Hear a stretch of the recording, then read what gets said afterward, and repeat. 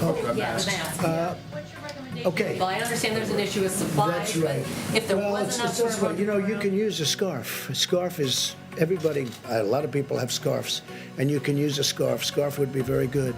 And my feeling is if people want to do it, there's certainly no harm to it. I would say do it, but use a scarf if you want, you know, rather than going out and getting a mask or whatever. We're making millions and millions of masks, but we want them to go to the hospitals. I mean, one of the things that Dr. Fauci told me today is we don't want them competing. We don't want everybody competing with the hospitals where you really need them.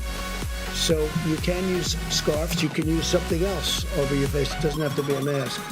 But it's not a bad idea, at least for a period of time. I mean, eventually you're not going to want to do that. You're not going to have to do that. This is going to be gone.